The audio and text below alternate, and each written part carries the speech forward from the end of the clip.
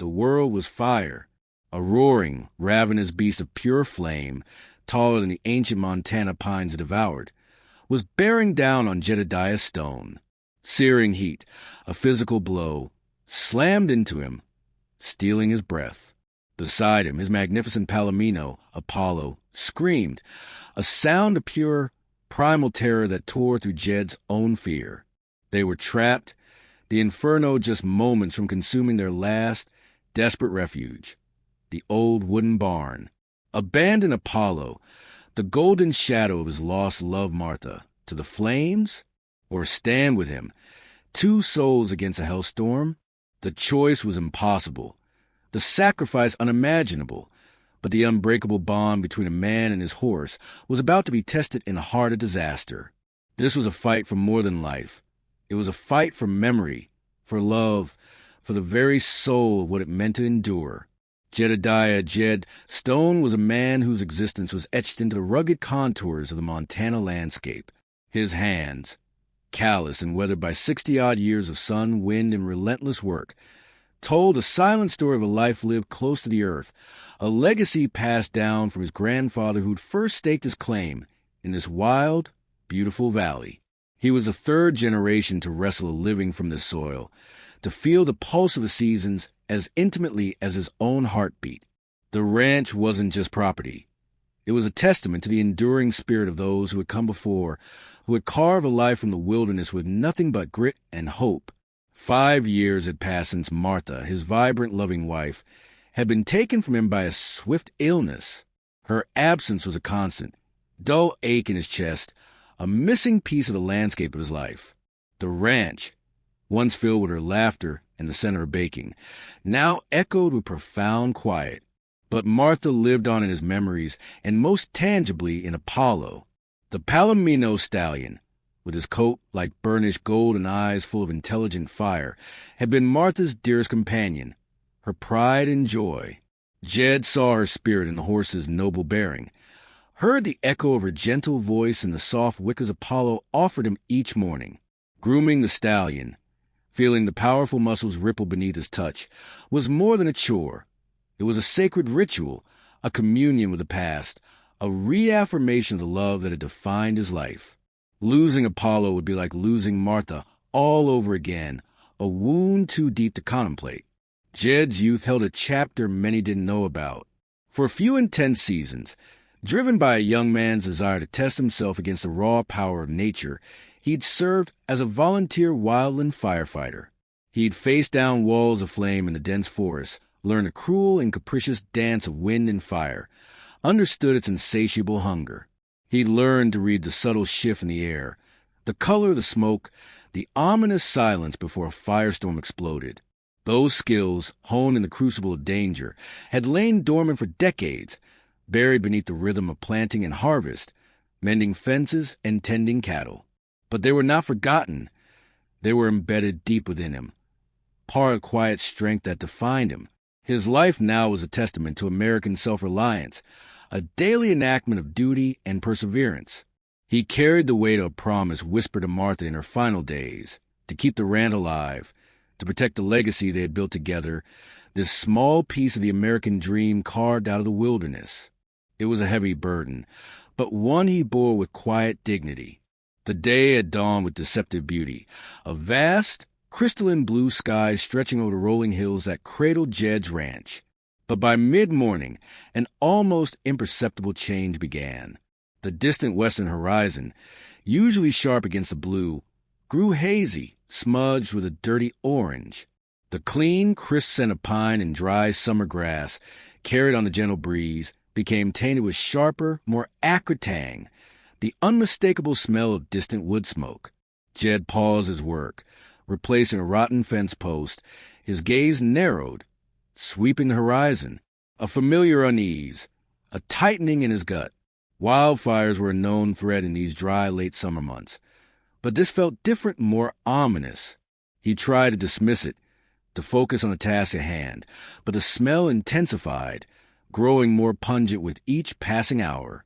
The old transistor radio, perched on a dusty shelf in the tack room, crackled with increasing frequency.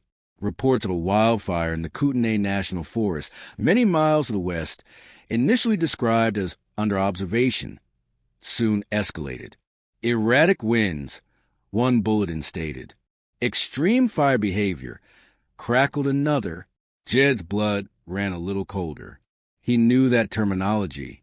It was firefighter code for a blaze that was out of control, a beast unbound. By early afternoon, the sun, once a brilliant orb, was a pale, sickly orange disk swimming in a sky thick with roiling, yellowish-brown smoke. An unnatural, eerie twilight descended upon the valley, casting long, distorted shadows that seemed to ride with life of their own. The air grew heavy, still, charged with an unspoken menace. Then came the evacuation warnings, first as advisories for more remote settlements, then, with frightening rapidity, as mandatory orders for his own valley. Residents are urged to evacuate immediately, a strained voice announced over crackling static. Fire crews are being outflanked. The fire front is advancing at unprecedented speed. This is a life-threatening situation. Jed's years of self-sufficiency, of facing down Montana blizzards and droughts, kicked in. Panic was a luxury he couldn't afford. Action was what was needed. First, the farmhouse, a quick sweep for irreplaceable items. Martha's worn photo album, filled with faded smiles and sun-drenched memories. His grandfather's silver pocket watch, its steady ticking a reminder of time's passage and the endurance of family. Then, Apollo. He strode toward the pasture, his heart a tight drum in his chest. He gave a sharp, two-fingered whistle, a call Apollo had known since he was a colt. The Palomino, his golden coat already filmed with a fine layer of settling ash, trotted towards him, ears pricked, snorting softly, sensing the strangeness in the air, the tension radiating from Jed. "All right now, boy," Jed murmured, his voice deliberately calm and steady as he clipped on the lead rope, stroking the horse's strong, arched neck. "Looks like we're taking a little road trip. Sooner than planned." He tried to project an aura of normalcy, but Apollo was too perceptive, too attuned to his master.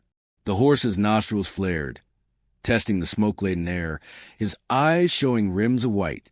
The plan was simple, logical. Load Apollo into the sturdy trailer, hitch it to the old but reliable pickup, and drive south, towards the relative safety of his cousin's spread in the next county. A straightforward plan. But fire, Jed knew all too well, had a terrifying way of shredding even the best-laid plans. The situation unraveled with terrifying speed. The wildfire, a monstrous entity feeding on thousands of acres of drought-parched forest and scrubland, driven by shifting, cyclonic winds, crested the high ridge that formed the western lip of Jed's valley. One moment, the ridge was a familiar, dark green silhouette against the bruised, smoky sky. The next, it was an incandescent crown of roiling orange and crimson flame, a terrifying wave of destruction poised to crash down upon them. It was moving with the speed of malevolent God, far faster than any official had dared to predict. Ash, no longer fine and powdery, but thick, gray flakes, began to fall like a macabre, silent blizzard, coating the parched grass, the dusty yard, Jed's own shoulders. He worked with a grim, focused intensity, every movement economical, born of urgent necessity. He backed the pickup to the horse trailer with practiced ease, the hitch connecting with a solid, reassuring clunk. Getting Apollo onto the ramp was another matter. The horse, now thoroughly spooked by the acrid smell, the falling ash and the growing, ominous roar from the west, balked, his powerful muscles bunched, ready to flee. "Easy now, Apollo, easy," Jed soothed, his voice a low growl of reassurance, his hand firm but gentle on the halter. He spoke of Martha, of quiet rides, of cool streams, anything to distract the terrified animal. Finally, with a last desperate pull and a reassuring word, Apollo clattered up the ramp and into the confines of the trailer. Jed slammed the heavy gate shut, his breath rasping in his throat, and leaped into the cab of the pickup. The engine turned over, coughed once, then roared protesting life. He jammed it into gear, tires spitting gravel as he accelerated down the long driveway toward the county road. the only paved route south. But as he rounded the familiar curve shaded by ancient cottonwoods, his heart plummeted. A dense, impenetrable wall of churning black and gray smoke, shot through with sinister, pulsing red embers, billowed across the roadway, completely obscuring it. The main escape route was gone, swallowed by the approaching inferno. He could hear it now, not just a distant rumble, but the distinct, terrifying crackle and roar of a major fire front, closer, much, much closer than he dared imagine. A jolt of pure, cold adrenaline surged through him. He slammed the truck into reverse, the transmission groaning in protest, tires spinning wildly on the loose gravel as he careened backward up the driveway. There was one other possibility, a slim chance, an old, overgrown logging trail that snaked eastward over a lower, brush-covered saddle in the hills. It was rough, barely a track, and he hadn't used it in years, but it might, just might, be clear. Hope, a fragile, flickering ember, rekindled in his chest. He wrestled the wheel, urging the bouncing, lurching truck and trailer onto a narrow, rutted path. Overhanging branches scraped and screeched against the sides of the trailer, eliciting panicked whinnies, and the thud of hooves from Apollo within. Jed's knuckles were white on the steering wheel, his jaw clenched. But hope, so briefly ignited, was brutally extinguished. As he navigated a tight, blind curve, his breath caught in his throat. A massive ponderosa pine, its trunk already blackened and actively smoldering, its upper branches wreathed in flame, lay directly across the trail, a fiery, impassable barricade. Flames licked greedily at its base, a sentinel of destruction guarding the only other path to potential safety. Jed stared, his mind momentarily blank, the options dwindling with terrifying finality. He could hear Apollo kicking and thrashing inside the trailer, the sound sharp, frantic, amplified by the metal confines, the pure, unadulterated terror of a trapped animal. The horse knew. He knew they were caught in a deadly vice. A wave of despair, cold and profound, threatened to engulf Jed. He couldn't unhitch the trailer and attempt to lead Apollo through the dense, already burning underbrush. They'd be overcome by smoke and flame in minutes. And the thought of abandoning him, it was unthinkable, a betrayal too monstrous to contemplate. The smoke was now a physical entity, a choking, acrid blanket that stung his eyes, burned his lungs, and made every ragged breath an agony. The roar of the main fire front was no longer a distant threat. It was an overwhelming, continuous, deafening rumble, the sound of 1,000 freight trains bearing down on them from the west. And then, cutting through the despair, through the rising panic, a single desperate thought, a terrible gamble, seized him. The barn, his grandfather's barn, built of thick, hand-hewn timbers, standing on a relatively clear patch of ground slightly elevated from the surrounding fields. It wasn't a fortress. It was wood, but it was their only chance. A desperate, terrifying, last-ditch stand. "Hold on, Apollo!" he yelled, his voice hoarse, raw, barely audible above the fire's hungry roar. "We're not giving up. Not yet." The roar of the approaching fire was a physical assault, a wave of palpable heat that promised swift, agonizing annihilation. Jed's weathered face, already etched with lines of worry, hardened into a mass of grim, desperate resolve.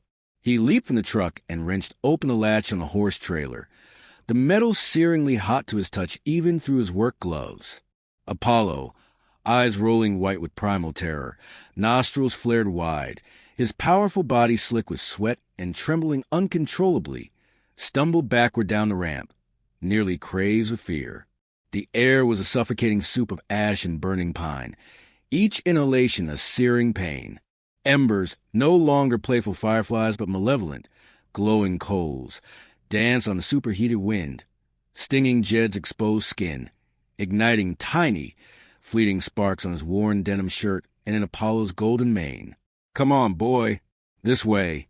To the barn," Jed yelled, his voice strained and raw, grabbing Apollo's halter with a grip of iron.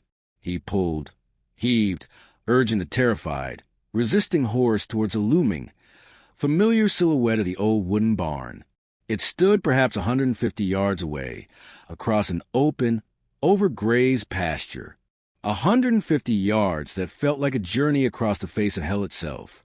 Apollo, every instinct screaming at him to flee the oppressive heat and the terrifying noise, balked and reared, his massive hooves churning the dry earth, fighting against the lead rope with all his considerable strength. Jed had no time for gentle persuasion, no breath for soothing words. He dug his worn boot heels into the parched soil, his own fear a cold, constricting band around his chest. But his determination was a white-hot forge in his soul. An image flashed through his mind, sharp and poignant. Martha, her face alight with pure joy, her laughter like wind chimes, as she galloped Apollo across this very field, her hair streaming behind her. That memory, so precious, so vivid, became his fuel, his armor. He would not let this horse, this magnificent, breathing embodiment or spirit, perish in these flames. He would not. They reached the barn, Apollo's sides heaving like bellows, Jed gasping for air that felt like liquid fire in his lungs. He fumbled with the heavy wooden crossbar latch on the massive barn door, his fingers clumsy with adrenaline and the desperate urgency of the moment. He dragged the horse inside, the sudden relative dimness of brief, shocking contrast to the hellish glare outside, and slammed the huge door shut, the sound echoing hollowly. For a fleeting second, there was a marginal reprieve from the direct, searing heat, but the air inside was already thick and hazy with smoke seeping through the countless cracks and crevices in the old timbers. Then, like a switch being thrown, the long-dormant knowledge from his wildland firefighting days surged to the forefront of his mind. Defensible space. He had to create it, and he had to do it now. Seconds counted. He burst back out of the barn, grabbing an old, rust-bladed shovel that leaned against the wall, a tool his grandfather had likely used. The well pump.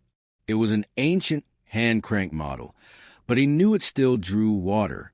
He found a couple of dented, leaky galvanized buckets nearby and began a frantic, desperate one-man bucket brigade. He pumped with furious energy, the old iron handle groaning in protest, sloshing the precious, cool water against the barn's sun-baked wooden walls and the dry, weathered shingles of the roof. He worked his way around the entire perimeter, again and again, the water hissing and steaming as it hit the superheated wood. A tiny, valiant effort against an overwhelming foe. His muscles, already strained, screamed in protest. His lungs burned with every ragged, smoke-filled breath. But he pushed on, driven by a primal protective instinct that transcended pain and exhaustion. He used the shovel with fierce, desperate strokes, frantically scraping away dry grass, fallen leaves, clumps of brush, and any stray pieces of flammable wood from the immediate vicinity of the barn. Try and create a bare fire break, however narrow, however inadequate it might seem. Every swing of the shovel, every bucket of water hauled and thrown, was a prayer, a defiant roar against the encroaching inferno. The sky outside was no longer sky. It was a terrifying, roiling canvas of incandescent orange, blood-red, and impenetrable black smoke. The leading edge of the fire, a solid wall of flame, was incredibly, terrifyingly close now. The heat was so intense it felt like standing directly in front of an open blast furnace. Embers, larger now, some the size of his fist, rained down relentlessly, some of them landing with ominous hisses on the barn roof, quickly igniting small, greedy tongues of flame. He scrambled onto a lower, accessible section of the roof, beating out these nascent fires with sodden burlap sack he'd found, the acrid, choking smoke of burning shingles and old wood filling his nostrils, searing his eyes. He risked a glance towards the approaching conflagration. It was a living, breathing monster, a tidal wave of fire consuming everything in its path with an insatiable, remorseless hunger. Fear, stark, cold, and visceral, tried to paralyze him, to tell him it was hopeless, to run, to save himself. But he fought it back, shoved it down. He thought of his grandfather, a man who had faced down blizzards and droughts to raise his barn with his own two hands, a structure that had become a symbol of resilience and enduring hope in their family. He thought of Martha, of her quiet, unwavering strength in the face of adversity. He couldn't give up. He wouldn't. This barn wasn't just a collection of wood and nails. It was a repository of memories, a testament to generations of toil and love. And Apollo, trembling and whinnying in the smoky darkness within its walls, was the vibrant, living heart of that legacy. The stakes were absolute: survival, or an agonizing, fiery oblivion. And Jedediah Stone, drawing on a wellspring of courage he hadn't known he possessed, a courage forged in love and loss and a lifetime of quiet duty, chose to fight. He chose to stand. The firestorm hit with the unimaginable force of a detonated bomb, a wall of flame, hundreds of feet high, a liquid, roaring tsunami of pure, incandescent energy, swept over the landscape, engulfing the world outside the barn in a maelstrom of elemental fury. The sound was indescribable, a deafening, continuous, multi-tone roar that vibrated to the very timbers of the old structure, shaking the packed earth beneath Jed's worn boots. It was the sound of a world ending. Inside the barn, the air instantly superheated to oven-like temperatures, thick and black with smoke that burned the eyes, scorched the throat, and made each ragged, desperate breath a distinct, searing agony. Visibility dropped to mere inches, the only illumination an eerie, pulsating, hellish orange glow that filtered through every crack and knothole in the barn's ancient walls. Apollo, trapped in this terrifying, smoke-filled, vibrating prison, went completely frantic. He screamed a high-pitched, piercing sound of pure, unadulterated animal terror, and began to kick and plunge violently against the stout wooden walls of the stall, the heavy thuds echoing ominously in the claustrophobic space. Jed, his own heart hammering against his ribs like a wild drum, his body already screaming for oxygen, fumbled in the smoky darkness for the bandana he'd soaked earlier at the pump. He tied it hastily, clumsily, over his nose and mouth, a pathetically flimsy defense against the suffocating, toxic fumes, but better than nothing. Easy, Apollo. Easy, boy. Settle down. Jed's voice was a hoarse, choked croak, barely a whisper against the fire's demonic orchestra, but he forced a tone of calm, of reassurance he was light years from feeling, into his words. He stumbled towards the stallion, his hands outstretched, navigating by touch and memory in the near-total blackness. He spoke in a low, constant murmur, the way Martha used when Apollo was agitated or frightened by a sudden thunderstorm. "I'm here, boy. I'm right here with you. We're going to be all right. We just got to ride this out." He wasn't sure if he was trying to convince the horse or himself. Perhaps both. Sparks, driven like fiery needles by the furious, superheated wind, began to penetrate the tiny gaps and imperfections in the barn's century-old construction. They landed like malevolent seeds on wisps of dry hay clinging to the rafters and aloft, on old, forgotten wooden tools leaning against the walls, on the very dust motes dancing in a hellish light, instantly igniting small, greedy, spreading flames. Jed became a dervish of desperate, focused action. He grabbed the still-damp, heavy burlap sack, his only weapon. He stomped on one incipient fire near a stack of old feed bags, the flames licking at his boots. He beat out another that started to climb a wooden support beam with furious, repeated blows of the sack, his movements economical, instinctive, born of his long-ago training in the sheer, unyielding will to survive. The heat was now unbearable, a physical weight pressing down on him. Sweat poured from every pore, instantly evaporating on his superheated skin, leaving stinging salt deposits. Then a new, terrifying sound cut through cacophony, the sickening, splintering groan of stressed, overloaded timbers directly overhead, followed by a sudden, terrifying shower of burning debris. A significant section of the ancient shingled roof, directly above Apollo's stall, had finally succumbed to the relentless assault of the flames and collapsed inward. Flaming splinters, glowing embers, and even small, burning chunks of timber rained down into the stall. Without a microsecond of conscious thought, without a single fleeting consideration for his own safety, Jed threw himself forward. He launched his body over Apollo's broad, powerful back, arching himself over the horse's vulnerable head and strong, arched neck. He pressed his body hard against the terrified animal, trying to shield Apollo's wide, frightened eyes and sensitive face from the burning rain. Pain, white-hot and unimaginably intense, exploded across Jed's back, his shoulders, his arms, as dozens of burning embers and flaming debris landed on his thin cotton shirt, instantly burning through to his skin. He gritted his teeth against the agony, the acrid smell of his own flesh scorching filling his nostrils. But he did not move. He would not move. He could feel Apollo's massive frame trembling violently beneath him, the horse's hot, ragged breath gusting against his arm, the frantic thumping of the stallion's heart against his own. "It's okay, boy," he gasped out, his voice choked with smoke and unimaginable pain, hardly more than a rasp. "It's okay. I've got you. I've got you." In that smoke-choked, flame-licked, collapsing barn, Jedediah Stone, the quiet, unassuming Montana farmer, was transformed. He was driven by a love so profound, so fiercely protective, it eclipsed all fear, all instinct for self-preservation. He was fighting not just against an elemental inferno, but for the cherished memory of his beloved wife, for the last, precious, living link to the life they had shared, the dreams they had nurtured. In that crucible of fire and terror, he became a hero, his silent, desperate sacrifice unfolding in the heart of the blaze, unseen by any human eyes, witnessed only by the terrified animal he was so fiercely determined to save. He felt a larger, burning timber strike his left arm, the agony a blinding wave.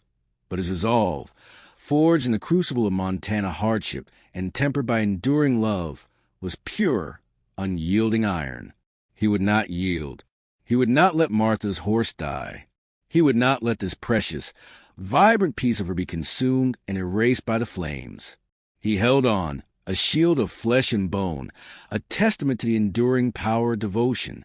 Slowly, agonizingly, almost imperceptibly at first, the infernal, deafening roar from outside began to subside. The monstrous, all-consuming voice of the firestorm, what it seemed like it would rage for eternity, gradually lessened in intensity, giving way to the distinct, though still menacing, crackle and groan of the cooling, utterly devastated land. It was a subtle shift, a slight lessening of the immense pressure against the barn walls, a fractional decrease in the suffocating, oven-like heat. Through the thick, acrid smoke still filling the barn, a faint, grayish, almost ethereal light began to tentatively penetrate the gaps in the walls and the holes in the ravaged roof where, just moments before, there had only been the angry, pulsing orange glow of the fire. Dawn, or what passed for in this smoke-choked new world, was struggling to break through the oppressive, toxic pall that lay heavy and suffocating over the entire valley. Jedediah Stone, every muscle in his body screaming in protest, his frame battered, burned, and pushed far beyond the normal limits of human endurance, slowly, painfully, with excruciating effort, lifted himself from Apollo's back. He was covered from head to toe in a thick layer of greasy soot, his clothes scorched and smoking in a dozen places, his exposed skin a painful patchwork of angry red burns, weeping blisters, and blackened char. He could barely stand. His legs trembled so violently they threatened to buckle beneath him. He leaned heavily against Apollo's side, gasping for breath, each inhalation drawing the still foul air into his tortured, smoke-ravaged lungs. Apollo, too, was trembling violently from head to hoof, his magnificent golden coat matted with sweat and soot, streaked with grime, but he was alive. He was standing.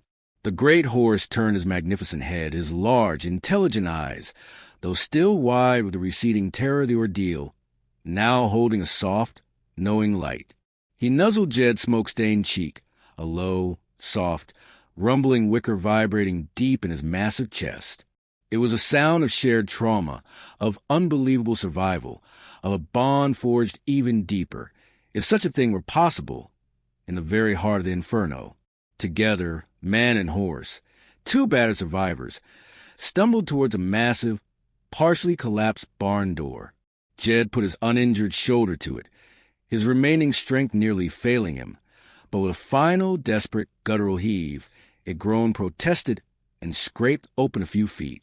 They stepped out, not into the familiar, sun-drenched green pasture yesterday, but into a silent, alien landscape of utter, breathtaking desolation. Ash, Gray, fine, and incredibly deep, lay like a macabre, toxic snowdrift, covering everything as far as the eye could see. Skeletal, blackened trees, stripped of all life, stood like grim, accusing sentinels in the eerie gray light. The air, though cooler, still reeked of smoke, char, and ruin.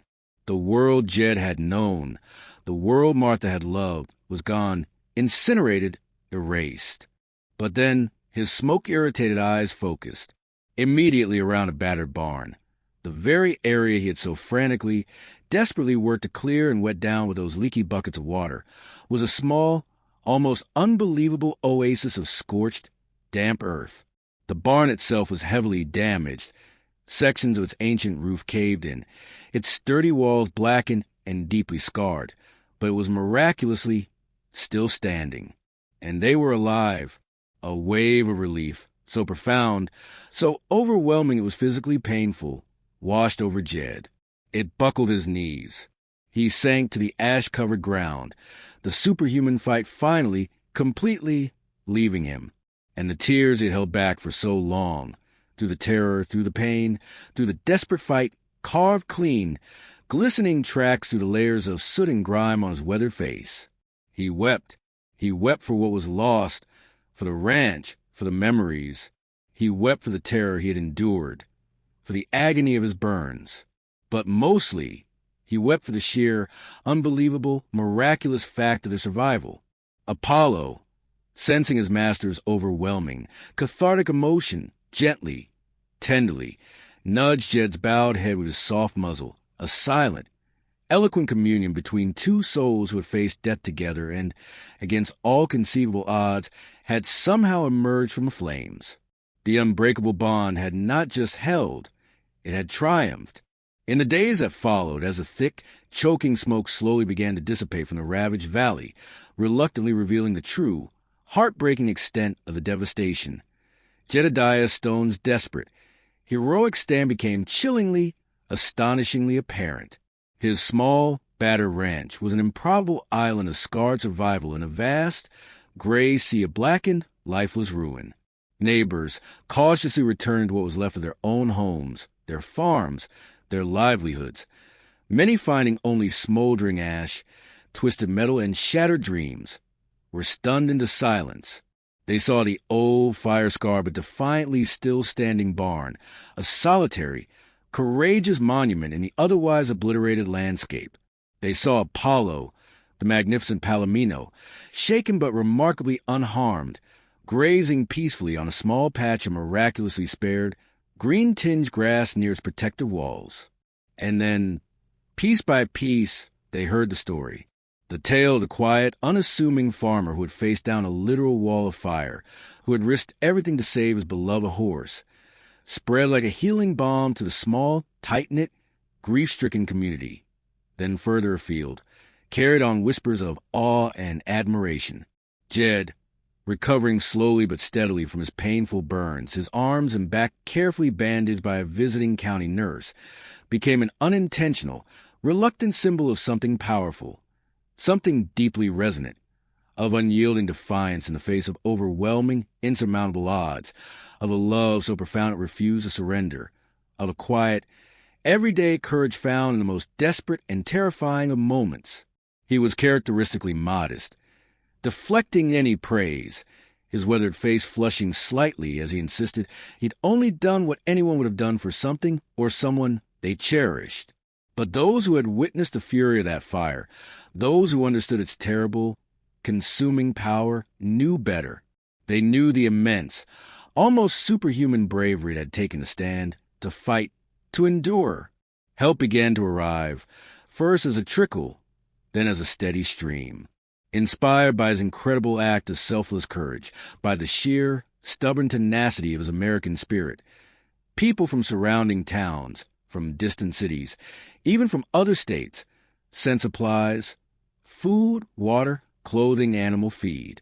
Volunteers arrived, offering callous hands and willing hearts to help clear debris, mend fences, and begin the daunting task of rebuilding not just structures, but lives. The community, though deeply wounded, though facing a future of immense hardship, began to rally, to find a collective strength, a shared purpose, perhaps one they hadn't fully known they possessed until tragedy struck and heroism illuminated the path forward. The sight of Jed, wincing with pain but already out in his ruined fields, his arm in a sling, assessing the damage to his fences, Apollo following faithfully, patiently, like a golden shadow behind him, became a quiet, potent beacon of hope. The ranch was scarred, a stark, daily reminder of the disaster that had swept through their valley. Fields were blackened wastelands. Outbuildings were piles of smoldering rubble. Ancient trees were charred skeletons. But its heart, the old, battered barn, miraculously saved from total destruction, Apollo, the golden horse, a vibrant symbol of life's persistence, and Jed's own unbreakable, resilient spirit, endured. His heroism wasn't the loud, headline-grabbing kind that filled television screens. It was a quiet, steadfast, deeply personal courage that resides deep within the American soul, the unwavering commitment to duty, to love, to protecting what is precious and irreplaceable, no matter the personal cost. Jed's story became more than just a local legend, more than a footnote in the history of a devastating wildfire. It became a powerful, enduring testament to the unbreakable human-animal bond, a profound example of selfless sacrifice, and a poignant reminder that even in the face of nature's most terrifying and destructive fury, the strength, the love, and the indomitable will of a single individual can make an extraordinary difference.